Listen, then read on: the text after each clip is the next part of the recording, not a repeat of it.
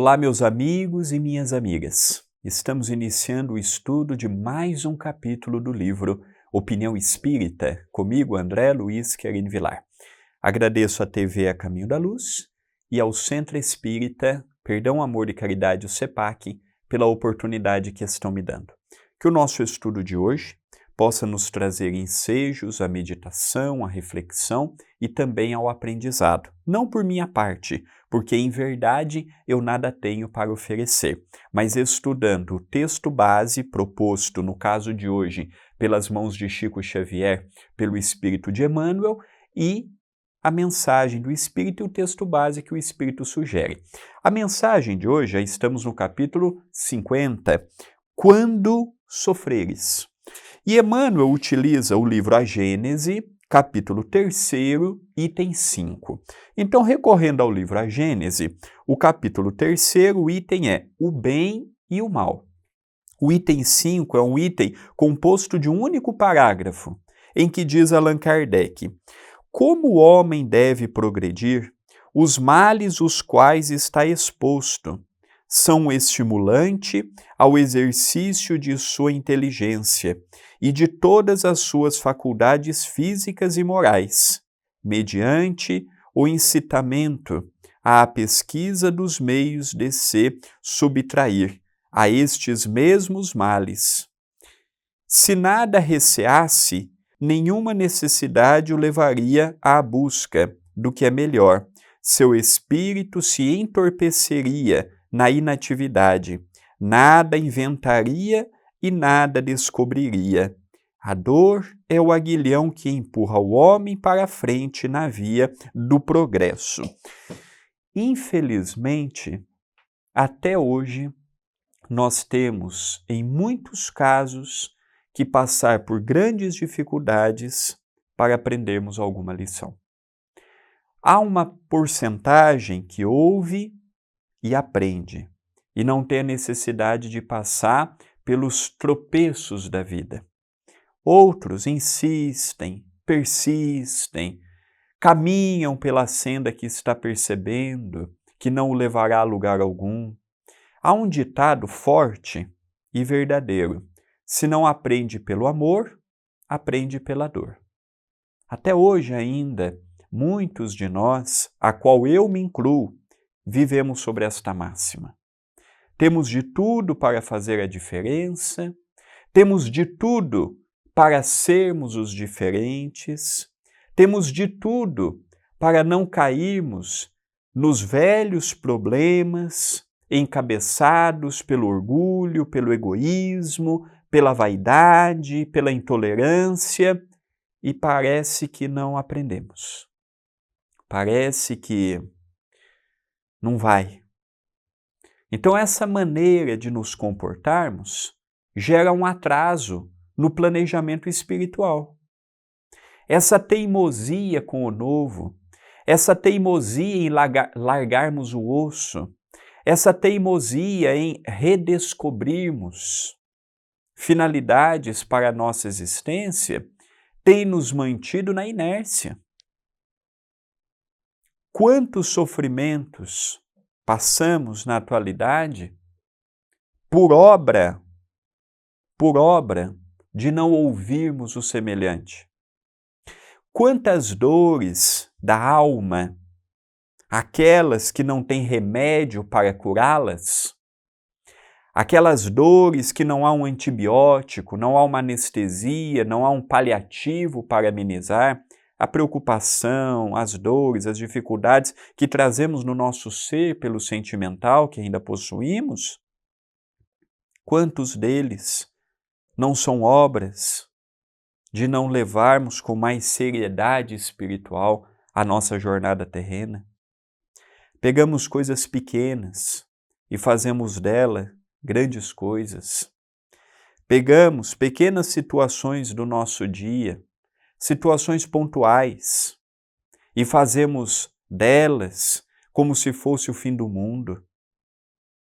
E pior, não vemos nada além do que aquele quadro pessimista, deprimente e por vezes comprometido. O bem e o mal estão para todos. é o estágio pessoal. Há espíritos que já superaram a infantilidade da evolução e os seus passos já conseguem ser rumo a uma universalidade de sentimentos. Ele já não conjectura apenas a felicidade para si, mas ele tem condições de ver que ele é um ser integral. É ele e os outros que estão ao seu lado. Muitos de nós, e eu também me incluo, eu ainda não cheguei neste despertar. Mas é o que ele fala, uma hora chegaremos, uma hora sairemos do estágio primário dos sentimentos e adentraremos verdadeiramente nessa compreensão da família universal, nessa compreensão de que nós somos mais do que um trabalho, nós somos mais do que o que a vida social nos oferece, nós somos um espírito interexistencial. E o que vai ser levado de nós com a morte física é o corpo físico. Mas o espírito vivifica após a morte e continua os seus passos luminosos do outro lado. Agora, se não fez nada de bom aqui também, não espere que morreu, já se tornou um espírito de luz, só por conta da desencarnação. E sob este âmbito curto de Allan Kardec, mas que nos deu um ensejo muito bom para as nossas meditações, nós vamos adentrar no texto propriamente de Emmanuel. Quando sofreres, pensa no indefinível poder de renovação que flui dos vencidos. Então olha o filósofo Emmanuel, não é? Quando sofreres uma dor da alma, uma dor física, uma dor do sentimento, quando sofreres, pensa no indefinível poder de renovação que flui dos vencidos. Por que que Jesus tinha como público predileto os caídos da sorte, os infortunados, os deprimidos, os vencidos do mundo? Porque esses estavam abertos à renovação. Aqueles que tinham muito, a maioria não dava importância para Jesus, porque tinha tudo. Aqueles que não tinham nada, não tinham o que perder, então se agarrava numa fé. Por isso que é mais fácil nós vermos um coração simples voltado ao Cristo do que um coração pomposo voltado ao Cristo. É mais fácil nós vermos uma pessoa humilde que se volta ao Cristo. Por isso que Jesus diz, bem-aventurados os pobres de espírito, porque eles herdarão o reino de Deus. Por pobre de espírito, nós entendemos os humildes, e aí sim pode entrar o rico e o pobre, o intelectual e o ignorante. Mas a maioria dos que se fazem pobres de espíritos são os humildes. Toda terça, quinta e sábado, temos o Café Solidário. Mais de 200 pessoas por dia, nesses dias que eu mencionei, tomando Café Solidário no Núcleo Chico Xavier. Entre crianças, idosos, pessoas de meia idade, pessoas de todas as idades passam por lá. A maioria, às vezes não tem o que almoçar, não tem o que jantar, acabou a cesta básica, não sabe o que vai fazer no próximo dia, mas a maioria chega, olha nos nossos olhos e fala assim, Deus lhe pague. Que Jesus vos abençoe. Alguns desabafam conosco, olha, minha vida está muito difícil. Eu conheço pessoas que falam assim, André, ou Sérgio, quando vão conversar com meu pai, eu tenho que correr em casa, chegar, abrir toda a cesta, abrir todos os pacotes, colocar em potes que eu tenho em casa, porque senão meu filho pega os pacotes fechados e troca por drogas. Olha o caso. Então nós vemos que essas pessoas que padecem o infortúnio, a privação, as dificuldades econômicas, retiram forças das situações mais inusitadas. Como também encontramos nesta classe social muita revolta, muita dor. Já pensou? Por meio das vias da reencarnação, um grande empresário reencarnar numa situação paupérrima? Um grande religioso acostumado a mandar, acostumado a ser servido, e de repente nasce numa casa que não tem nem arroz e feijão? A revolta que ele traz? Quantos racistas não reencarnam num corpo negro e não aceitam a cor da pele? Eu mesmo conheço muitos negros que não aceitam a cor da própria pele. Eram aqueles antigos, não é? Que imaginavam que o negro era para ser escravo. E pela lei divina hoje nasce num corpo negro, para quebrar o próprio orgulho. Então, quantas pessoas não falam assim, o meu filho é homem, e de repente tem em casa um filho ou um neto homossexual, bissexual, ou num corpo masculino com a mente feminina, ou um corpo feminino com a mente masculina. Então a reencarnação nos explica com soberba tudo isso que nós temos visto, essas anormalidades. Então tem parte desse grupo que aceita? Tem, mas também tem aqueles que se revoltam, aqueles que imaginam que Deus é o causador de tudo isso. Pena que nós olhamos sempre o ângulo de uma única existência, porque se fizéssemos um comparativo com o passado, veríamos que é um privilégio o que estamos passando hoje. Continua Emmanuel. Os gritos dos déspotas da antiguidade, que pompeavam irrisório triunfo, desapareceram, encaminhados pela morte à piedade da cinza, para que se lhes apagasse a memória, mas a justiça tomou as lágrimas de quantos lhe caíram sob os carros sanguinolentos, para agravar as leis que enobrecem a humanidade. Então, as provas árduas, as expiações delicadas que nós temos presenciado, em momento algum é um castigo divino. Tudo está em consonância, em harmonia com as leis divinas. Quando eu sou uma criança, quando eu passo pelo estágio de uma criança, há muitos sacrifícios que os meus pais fazem que eu nem imagino. Quando eu estou na condição de um adolescente, em que eu tenho aquela ilusão de conhecer o mundo, eu não entendo muitas vezes a privação que meus pais estão fazendo para me dar uma escola, para me dar comida, para me dar um teto, para me dar um agasalho. Às vezes eu não tenho essa visão. Nós somos assim também perante as leis divinas. Somos crianças e adolescentes. Então, tudo que Deus coloca na nossa vida, nós fazemos a pirraça como fazemos com os nossos pais quando nos tira o brinquedo, quando nos coloca de castigo, quando não nos dá o que gostaríamos de receber. Agimos da mesma forma, porque não compreendemos. Eu já disse, ao vivo, e digo também em programas gravados, eu aprendi a ser o melhor filho quando eu me tornei pai. Agora, na condição de pai, eu vejo o esforço que a minha esposa faz pela nossa filha. E aí eu me coloquei no lugar de minha mãe, velando por mim e pela minha irmã.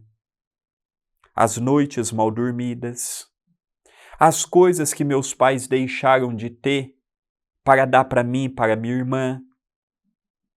Hoje em dia em casa já não é só eu e a minha esposa. Hoje nós pensamos primeiro na nossa filha.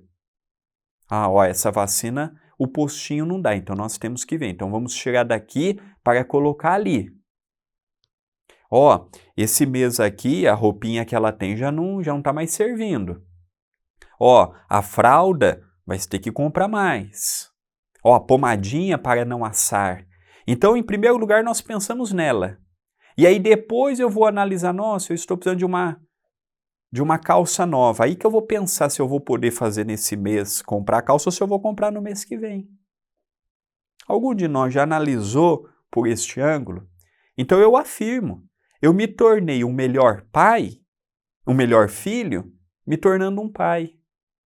Porque o que eu vejo e o que eu faço pela minha filha, por mais que eu estude numa faculdade, por mais que eu leia teses, por mais que eu leia artigos, por mais que eu leia livros, com todo respeito, nada é igual à prática.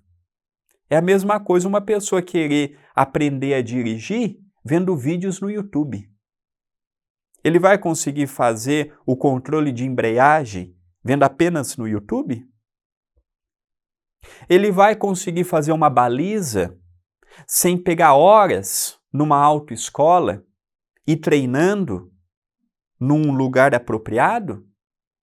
Ele vai ter segurança para andar 80, 90, 100 por hora numa autoestrada? Não vai. Porque o YouTube vai passar a ele a parte teórica. Mas e a prática? Com os filhos é a mesma coisa. Com os pais é a mesma coisa. Então, aqui nós vemos, não é repetição. Vamos reencarnando quantas vezes forem necessárias para o nosso próprio crescimento. Continua. Os sarcasmos dos que traficavam com a vida dos semelhantes foram abafados na estreiteza do túmulo, mas o pranto dos escravos que cambaleavam aos rebenques do cativeiro lavou os olhos das nações conscientes, para que contemplassem o clarão inextinguível da liberdade. Quando sofreres por alguém ou por alguma causa nobre, medita naquele que a sabedoria divina enviou à terra para o engrandecimento de todos. Então aqui ele fala dos escravos. Eu me lembro que alguns anos atrás, a Alemanha, por exemplo, que na Segunda Grande Guerra Mundial cometeu atrocidades a fio, não é? Em nome de coisas extremamente fora da realidade. A mesma Alemanha, alguns anos atrás, quando tiveram os refugiados da Síria e de outras localidades, foi uma grande mãe que recebeu aqueles filhos refugiados. Então nós percebemos que não é porque cometeu um erro que vai ser de todo errado. Errou? Vamos corrigir. Vamos refazer. Então nada vai apagar, mundo afora, o que a humanidade fez com os escravos, com a escravidão, principalmente com os negros. Não há perdão, não há palavras que vai gerar um sentimento de perdão. É um capítulo triste que fez parte da nossa história. Agora o que eu posso fazer de diferente? Eu, como pessoa, e eu, como coletivo. Não adianta eu viver do passado. Ah, mas naquela altura foi feito, foi desfeito. Já foi. Se lamentar voltasse no tempo, seria uma bênção, mas não volta. O que passou, passou. O que ficou, ficou. O que vivenciamos, vivenciamos, como indivíduo como indivíduos e como coletivos. Ah, mas poderia ter tido outra sorte. Poderia. Ah, poderia ter dado outro rumo. Poderia, mas não demos. História é história. Nada vai apagar a Inquisição, nada vai apagar as cruzadas, nada vai apagar a escravidão, nada vai apagar as guerras. Daqui a 1000 anos, vamos lembrar do século XX como sendo alvo de 2 grandes guerras mundiais. Nada vai apagar isso. Daqui a 10.000 anos, vamos lembrar que no século XX passamos por isso e por aquilo. Mas e o que aprendemos para evitar que tivéssemos uma 3ª, 4ª, 5ª guerra de proporções mundiais? É essa a tônica que Emmanuel levanta. Continua. A eterna bondade fê-lo nascer, sob cânticos angélicos, ao fulgor de uma estrela, e consentiu que se lhe negasse um berço entre os homens.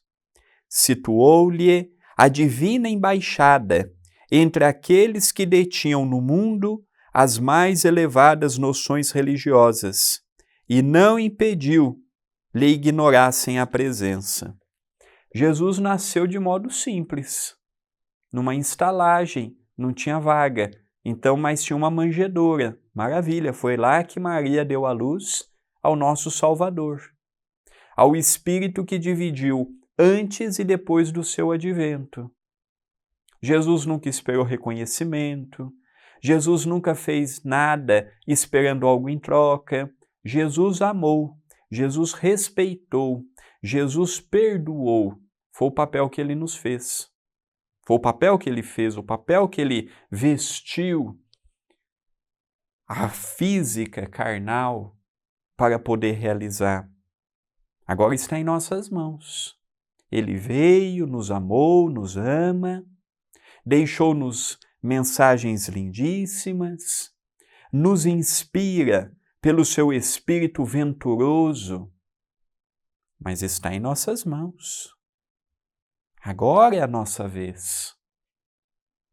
Não adianta levantar as mãos para os céus e agradecer a Deus, rogar a Jesus e esquecermos de fazer a nossa parte.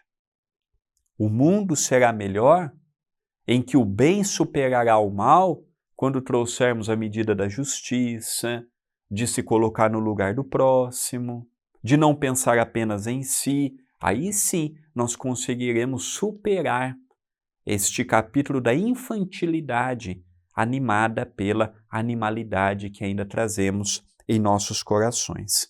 Continua, dotou-o de carismas sublimes, com que reerguesse os paralíticos e iluminasse os cegos, e deu-lhe a estrada por moradia, colocou-lhe a ciência do universo na palavra simples, mas não lhe deu qualquer cenáculo de pedra aos ensinos, conquanto providenciasse para que os deserdados e os enfermos, os cansados e os infelizes, lhe integrassem a assembleia de ouvintes na largueza do campo.